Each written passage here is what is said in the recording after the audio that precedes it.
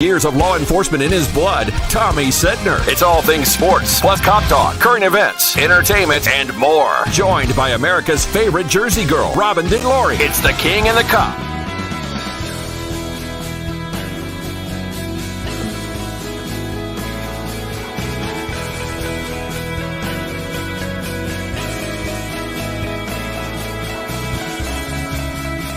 It's September 23rd, and that's Friday Night Lights. And it's a lot of reasons for lights to go off today, Jimmy. We got Aaron Judge, and I guess I'll do my own call because I couldn't pull it up. It is high, it is far, it is deep, it is 99 inches short. He hit it 404 feet last night for a walk-off for number 61, and maybe it was a little bit of the cold air. King, what do you think? And good afternoon, everybody. On NewJersey.com, Robin DeLory, Tommy Setner, and Jimmy Leyritz, the king who knows how to hit a home run at 1 o'clock in the morning. What's your thoughts, partner? Yeah, we were sitting there right behind home plate watching it, and I thought for sure he got it. And I will. You're totally right. It's the temperature. It was dropped a little bit, so the ball wasn't carrying like it was earlier in the day. And yeah, we'll have to go back again tonight, and hopefully he does it tonight. He actually looked, for the first time, he looked stressed and disappointed when it didn't go out. And the funny part is then the poor Maris family, they keep showing them. I don't know if they're enjoying New York City. I'm sure they are, but I'm sure they want to get this over with too. Yeah, he probably just wants to get it over with. Right. Come on. And let me focus on, let me focus on the team. He's already focused on the team, but then he could put it to the side and worry about playoffs and all of that kind of stuff. Well, yeah, here's the crazy part. The crazy part is every time, Walker would throw a ball, the fans would boo. And I'm like, And we were talking about it before the game. Are they going to walk him? Are they not going to pitch to him? And, of course, the first at bat did look like they were pitching around him. At the same time, it's like, this is the hottest hitter in the Yankee lineup, the best hitter in the Yankee lineup. And if I'm the opposing team, he's the guy that I come in and during our meetings go, this is the guy that's not going to beat us. Right. Not because he's going for a record, not because he's going for a home, because he's their best hitter. And we're not going to let this guy beat us. So I think that's why but it's funny because he's got to be hearing it every pitch too. And that probably gets frustrating also. Right. Yeah. It's just maybe he's squeezing the bat a little bit now, but then again, really, are we expecting him to hit a home run every damn game? I mean, I know he's Aaron Judge and having an unconscious year, but it's got to be. I think tonight's the night, though. For some reason, I think it's going to be early. And Boston they're not pitching really around him a little bit, but they're giving him. He's had some pitches to hit, but then he gets that pitch, like John Smoltz said last night. He gets a pitch, and then he has to capitalize immediately on just that one mistake or that one pitch that he gets. So this is where we were talking. Yeah, we were talking about it last night. This is where I was telling people, when you're watching this, I don't care what you think about Barry Bonds, but Barry Bonds was in the same situation from home run number 60 on, and he was getting 1 or 2 pitches a night to hit, and he hit them out. And it's not because he was on steroids. It's not because he was on HGH, whatever it might be. He was that great of a hitter. People are seeing how hard that really is when you got somebody like Aaron Judge, who is a great hitter, who's going to possibly win the Triple Crown, but at the same time, really how difficult it is and really have more of an appreciation for what Barry Bonds did after those final 13 home runs that he hit. That year he got 73. Well, I'm wearing a sweatshirt today that says "Just Stand," and my belief in that. But I guess I should get one that says "All Rise" because I really believe that tonight that he's going to do it. And that being said, Mr. Laurie, I know the other night you asked, "Are the Yankees going to make the playoffs?" Well, of course they're going to make the playoffs. They made the playoffs. They clinched last night, Jimmy. 24 out of the last 28 years. We're like a bunch of spoiled brats as Yankee fans. I mean, look around the league. 24 out of 28 is awful impressive. And Aaron Boone is the first manager to make the playoffs in his first 5 years. And they were calling for his head last year. So we're used to it. You're used to it. That's why you got the nickname the King. Unless you win the World Series, Yankee fans feel it's a failure. But 24 out of 28 is pretty impressive. Yeah, and and again, it's typical of New York. It's what we expect. And unfortunately, I do think this particular team is under the same type of pressures that the 98, the 99, and 2000 champions were. That if you at least don't get to the World Series, it's a complete failure. And if you don't win it, it's still a failure. But hey, at least you got to the World Series. Right. Going tonight? Are you there? I am back again. I'm going to be doing a stadium tour for Grandstand between 4 and 5 o'clock. And then, of course, working for Mr. Levy up in the suites during the game with Mr. Bucky Dent and Mr. Mike Torres. I mean, tell Mike Torres, don't be a stranger. I mean, I wished him a happy birthday a couple weeks ago. He needs to come on the show. Send me a picture of you two together if you get a chance. Absolutely. Mike Torres would have been the 1977 World Series MVP if not for Reggie hitting those 3 home runs. People forget that. Mike had 2 complete games, caught the last out of the game, and great late Thurman Munson jumped in his arms. Well, so that's what I said to him last night. I was getting a couple signed baseballs myself, and I didn't have one with him and Bucky on the same baseball. And I said, does it ever get tired of like you doing this and not being asked, can you caught the last out of the 1977 World Series? Right. And Charlie Hayes, that's all they want from Charlie Hayes is caught the last out of 96. How come you're not being promoted for catching the last out of 77? He goes, you know what? I need an agent. Yeah, exactly right. And I think, and if I remember correctly, until Reggie hit the 3rd home run, they might have announced him as the MVP World Series. They were already announcing him, Torres, and then Reggie hits the 3rd home run in the game, and that was that. Talk about a guy for the dramatics like you, Aaron Judge. Hopefully, he'll do the same thing tonight. You watching tonight, Delory? Because there's a big dispute over that too. No, I am going to be watching the best game that's going to be happening in all of the land tonight. Oh, we got Friday Night Lights football. We have Friday Night Lights football, Hanover Park versus Mountain Lakes. We'll get to that in a second because we talked about it yesterday. But the game is on Prime or Apple or and Facebook.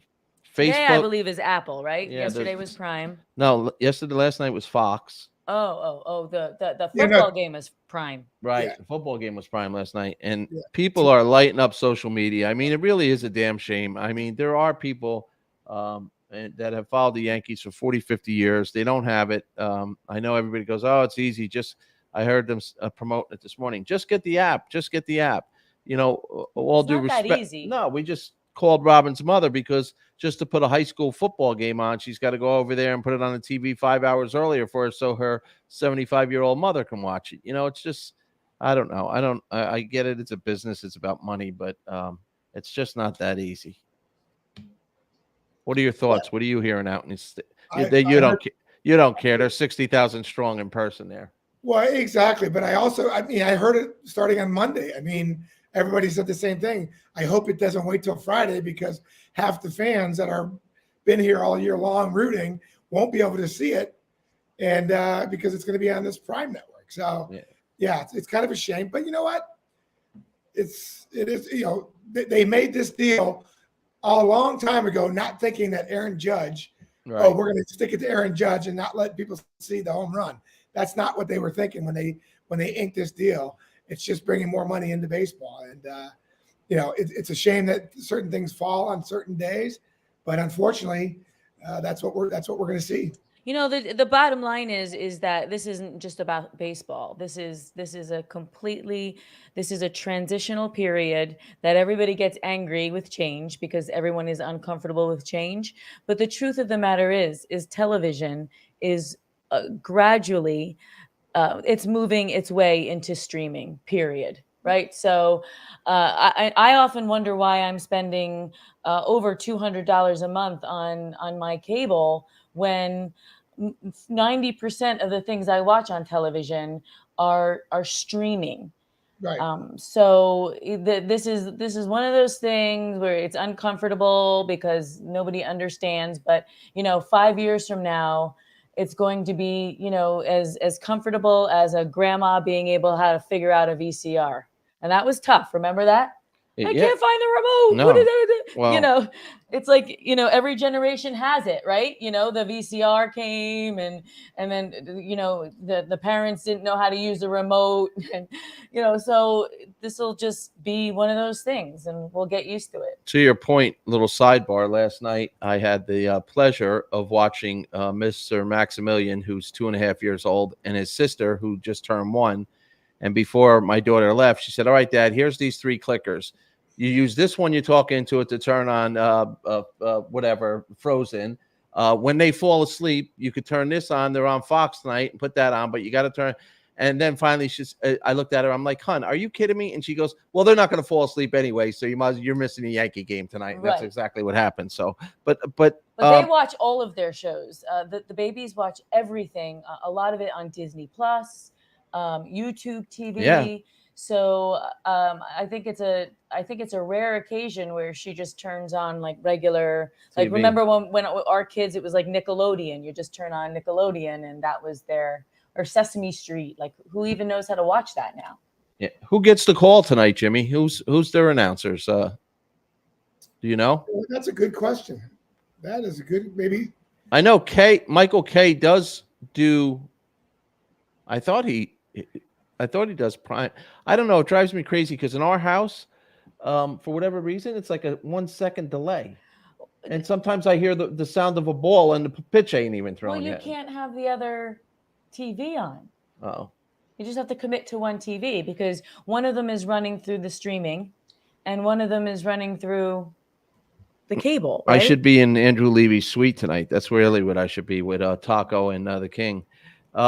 Listen, before we get to Friday Night Lights, we've really skipped over this subject, and it's again not. It doesn't have to be an all sports show today because it's not. We're going to talk about a couple things, but is anybody aware that the President's Cup is going on? I don't even know what that is. Well, I put your picture up with you playing golf at Pebble Beach, so don't say you don't know what it is. But the President's Cup is the United States against the foreign players, and so many people have been banned as a result of the new golf league. U.S. steamrolled them 4-1 yesterday. I mean, I think they're out on the course now. But Jimmy, golf is they're getting a bloody nose right now because people are losing interest because there are a lot of great players that went over to live.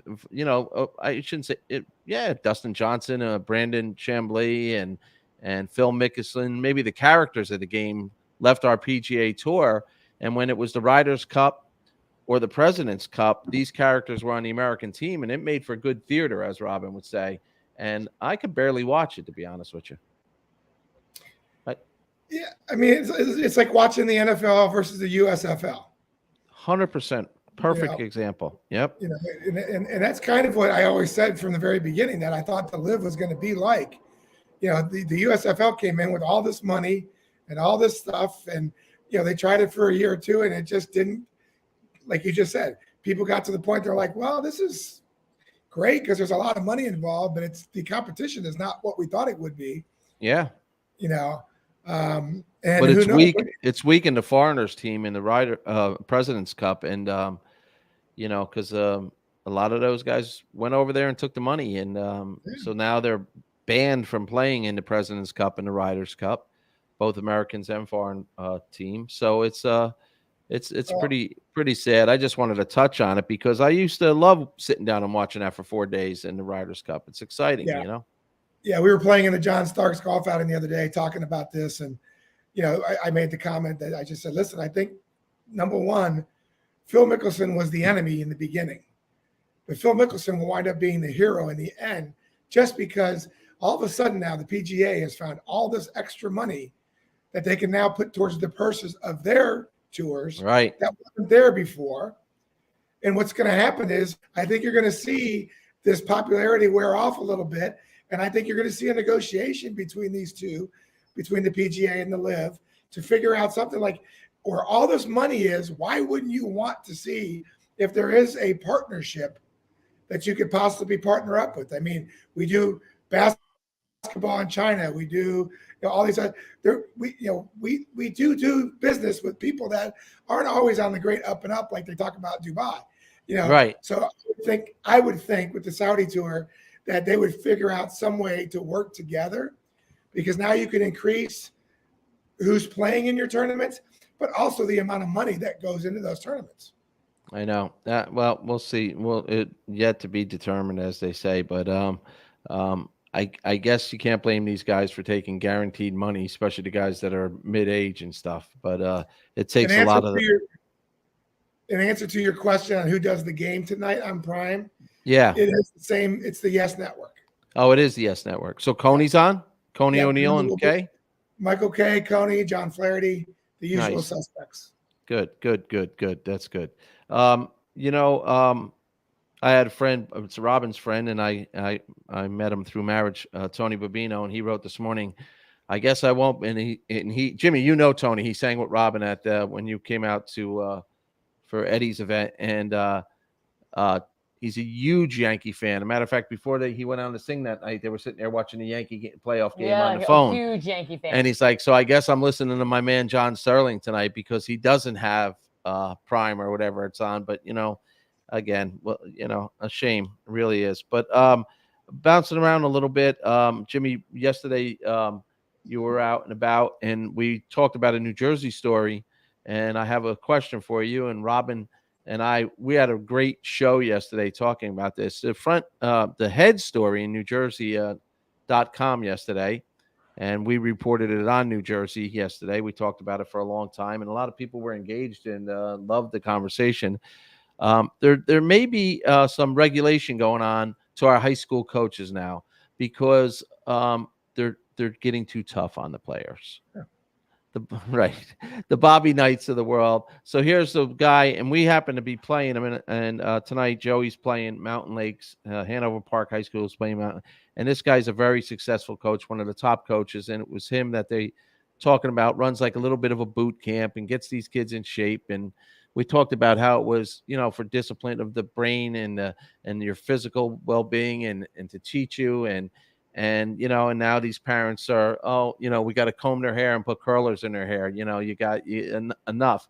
Who was your toughest coach besides, I know, your dad? And I would like you to share for this audience, like you did in Tampa. Start the story off, if you don't mind, when you called your dad and said, my locker's right next to the captain, number 23. What did your dad tell you? Yeah, my dad was always a cross between Woody Hayes and Bobby Knight, as you just mentioned.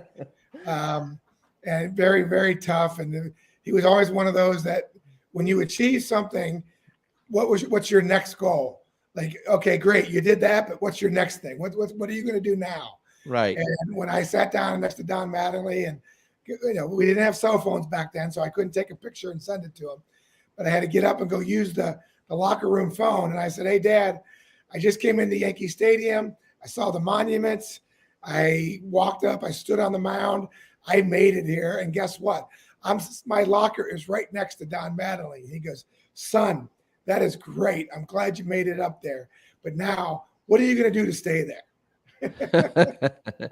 Jimmy, my father had a line because my father was the same way, tough, humble, first bomb technician in Newark PD, right? He was just a really humble guy. But I was always looking for his attention, so I was always bragging whatever I was doing, and he would say, is your arm hurt? And it only took me one time. I said, for what? He said, from patting yourself on the back. Go do your damn job, and that's what you're supposed to be doing, So thanks, Ken. Thank you for that comment. We're glad that you're enjoying the show. Yeah, Kenny's an old friend, and his father was my adopted uncle, Val, fireman in Newark. Hey, Jimmy, so your thought on that? Like, Joey's a sophomore. He's playing varsity. He's already having a great little career. But Robin came on yesterday and said, as a mommy, like, there's coaches are supposed to yell at the kids when they're doing wrong. But these parents now go to practices. They go to places they shouldn't be. They're seeing things. And now they're taking it to another level and going before the Board of Education, who are sometimes they're good people. They volunteer, they get voted in, they're in for 2-3 years. And now they're going to start putting rules in place for a guy that's won over 500 games on how he coaches. Come on, really. And we stipulate that we don't even touch the atrocious, the abuse, whether it was physical or sexual, at University of Penn State. That's a whole different ballgame. This is running 5 miles. This is running wind sprints. And we came on the air, Jimmy, you'll appreciate it, the great 1980, because I know you hang around with Mike Ruzioni and do events with him. And that great part in the movie where Herb Brooks gets him on the line and says, again, until they're puking and throwing up. Well, we beat the Russians, didn't we? I mean, so have we lost? My question to you, and it's long-winded, have we lost our minds that, like, now you're going to tell us how we can teach our kids on the football field and baseball field with discipline? Yeah, unfortunately, I think we're raising a soft generation here. Even the kids now that I've seen come home from the minor leagues, Tommy, when I came home from the minor leagues, we made $800 a month, all right, for 5-6 months. That's all we made. You had to go home and you had to work 2 jobs in order to get by and be able to work out I never had an opportunity to work out all the time. Right.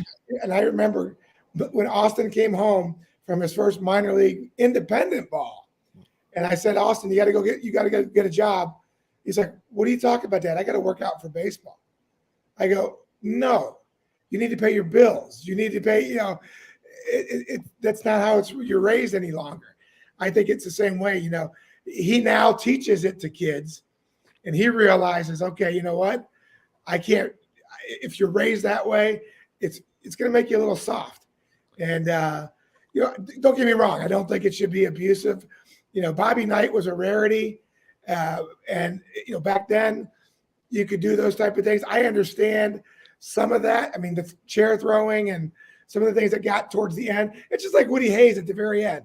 They kind of lost it a little bit. Yeah, exactly right. But I'm going to tell you right now, the 20 years before that incident or before the other incident, these guys were one of the greatest coaches, had the most disciplined teams, and won more championships than anybody that there was. And I won't even say won championships. Developed men, young men, when they left college, had an education and were ready to go out and face the world as men, not as soft, expecting everything should be given to them, like it seems like it is today.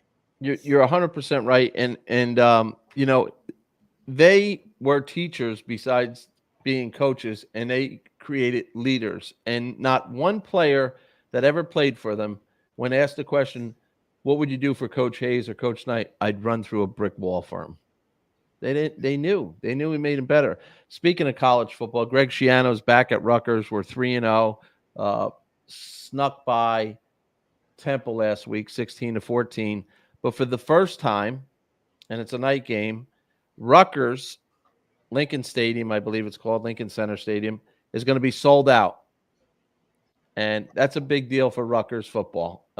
They never, Rob, we go to a couple games a year, and it's half capacity, if anything. But they're going to be sold out against Iowa. They're 3-0.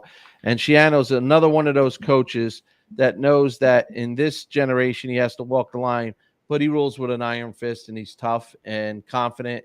And right now, he's taught this team how to win again. And the last time he was here, we were ranked, I think, at one point 7th in the country. So it looks like Rutgers' program is turning around, and Rutgers is a great university. Really makes the state of New Jersey proud. Jimmy, a little. Are you looking forward to facing this coach, Rob, tonight that runs his team like a boot camp? I mean, are we in trouble? He's a veteran high school coach. Everybody knows it in the area. So it's going to be a tough contest tonight. What's the spread, Rob? I don't know that. I don't know. I've never understood what that meant. I mean, how many points are we favored, or are we the underdog? I'm sure we're not going to be favored. We're not going to be favored. I'm sure of it. All right. Last year, that was one of the games that we did lose. Oh, we did. I think. All right, you think? I don't remember. I just remember if we didn't lose it, it was a tough one. Speaking of losing, Jimmy, my team's the Steelers, and of course I root for the New York teams. But since I'm a little kid, I root for the Steelers. We're missing Big Ben. Big Ben. We're in trouble. The Steelers are in trouble. The Browns beat us last night. All my Steeler friends are sounding like Cowboy fans on social media. I mean, Big Ben's going to be hard to replace, plain and simple. I mean, now we drafted somebody, but I guess he's not ready. But I don't think our current quarterback is the answer. Yeah, it's a transition period right now, and it's you don't realize till those guys leave just how important. Even though at the end of his career, maybe he was a little slower, maybe he was still Big Ben. He was a winner. He was a winner. Talk about a guy that was a tough guy. There's another guy. Are we going to see those kind of quarterbacks in the future? Because the kids that are going through the systems now are treated with kid gloves. Ben was out there with a broken nose, broken fingers, broken ribs. It didn't matter. He was playing. I do have to share some sad news.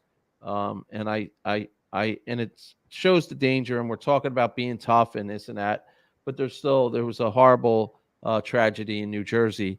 A high school football player on a kickoff return last week, had a terrible collision and had a head injury and passed away.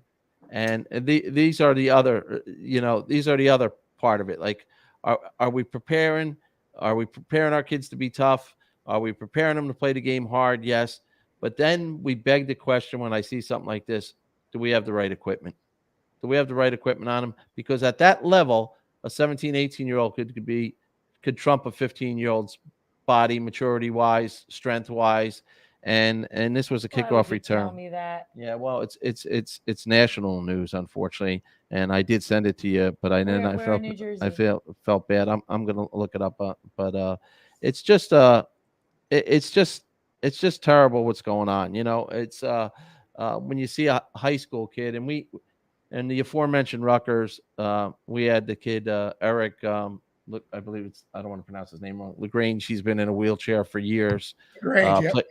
Played for, and he's a fabulous kid doing fabulous things with his life. But this is the fear as a parent for all of us as we sit there. But this poor kid, I just wanted to, in a sad way, say God bless him, rest in peace. I can't imagine what his family's going through. So when we're here banging our chest saying we love the Woody Hayeses and the Bobby Knights, this had nothing to do with that. But there's still the other side of it where anything could happen at any given moment, and that's the part of the game that you wonder. And we're going through it. We're going through it with Michael, your oldest son. He got to the point where he took a couple shots. And he said, I need a year off. I'm not sure that I want to continue playing. And after this, here's the headline: New Jersey high school football player dies after suffering head injury. And he was from Xavier McLean. His name is Xavier McLean. Died after an apparent head injury and suffered on the field during a game. And he's from Linden High School, which is not that far away from us. It's in Union County, New Jersey. But God bless this kid and his family. 16 years old, and bad thought to put in my wife's head tonight. But it is all over the news, and you would hear about it as soon as you get to the game. On a positive note, we joke around. Florham Park, where we live, our Jets. That's their training facility here. You're a Cincinnati boy. Who are you picking? Jets or Cincinnati? Jets. Bengals coming off 2 tough losses. Yep, Joe Burrow's got to start getting it going here, man. And I think I don't know, man. They had a nice win last week with the Jets. That could build some momentum for them, maybe. I just don't see them. Cincinnati, if you look at it on paper, should win this game pretty easily. Well, Joe Hotshot says the Steelers are definitely in trouble. Oh. Is Joe Hotshot being a Met fan? Joe, are you a Steeler fan? Because then me and you are best friends again. But I don't know. But he also said he wants to get Pickett in there. I know Joe Hotshot, the owner, co-founder of Caffeine Water. They are basically putting a uniform on Mr. Leyritz out at Yankee Stadium every night. I see you with your caffeine hat on and your caffeine Yeah, that was a drink. great picture. And now we are slowly getting into the Hard Rock at the stadium. I connected Joe and Ron with Chris over there at the Hard Rock, and we're going to see if he likes it enough to start putting it in the Hard Rock also. Well, he will like it because it's delicious. Yes. I agree, Joe. Yeah, we have ours here It's too. right there. I agree with Joe. Yeah, we need Pickett to get in there sooner than later. Jersey boy, I believe from He's Union. a huge Steeler fan. He just said. All right then. All right, me and him have something in common. The other thing is, we'll see with the Jets. I agree with you. I think the Jets might be in trouble because let's face it, Cincinnati went to the Super Bowl last year. Where Cincinnati's suffering, their offensive line is not performing the way they did last year. So, but if the Jets can stay flying high, who knows? That would be shocking if the Jets went 2-1. And we'll just get this out of the way, and then we'll play around in our last half hour with different subjects. But our Giants, Robin's wearing her big blue today, play Monday Night Football against America's team. Are they really America's team, the Cowboys, anymore? When's the last time they won a damn Super Bowl? Jerry Jones must be sick to his stomach, but their quarterback's out. So the Giants are playing good football, and hopefully they'll be able to sustain the consistency that they've showed in the first 2 weeks and go 3-0. You going to the game or watching Monday night? What are you doing? You got your Giant shirt here. Do you want to go to the game? No. Jimmy goes out to the Giant game once in a while. Yeah, I'm trying to see if I can fit this into my schedule this week. I know one year we went to a Yankee playoff game and then went to a Giant game at night. Yes. Nothing better than doing that if you're a sports guy when you get to taste of both of them. Jimmy, Donaldson got the winning hit last night, the walk-off, 3 more hits last night. Man, I hope he ain't peaking right now because he's had a tough year and he's been hot lately and they need his bat in the lineup. What's your thought on that? Are they going to rest players if they clinch, the division once they clinch it? They are so lucky in a way that Houston has so many games in front of them, because if it was a close race for home field advantage, they would probably be going balls out right now. Right. And fortunately, they're not going to catch Houston, but they have a big enough lead that yes, they'll have the luxury. It's kind of like I told you before in our '98 season with the Padres, when we went like 4-17 in September because we already clinched, and all the fans were like, "Oh my God, you guys are going to be horrible in the playoffs. You're not going to." Like, listen, relax. This is just spring training right now. We're going to get everybody healthy, and we're going to be full bore come the first playoff game. And sure enough, we had that run all the way to the World Series. I think you're going to see the same thing. I think the Yankees, again, are lucky that they have such a big lead in their division to not have to worry too much. But also, they can't get home field advantage from the Astros. So there's nothing they're chasing except getting ready for October. I wanted to ask you this question. I heard this today too, how we panicked. The way the Yankees were just unconscious the way they started the year. But I believe it was 96 in August. You guys struggled. Was it 96 or 98 where you had a really bad August? I believe it was our 96 team, yeah. Right. And then you went on to win the World Series. So, it's you hope that the Yankees are getting healthy again. The bullpen's definitely weren't short. Chapman again last night comes in and they put it. You'll be missed. The New Jersey football community, prayers to his family. And stay safe, everybody. We'll see you on Monday. Have a great weekend. All right, guys. Have a good weekend. Yeah.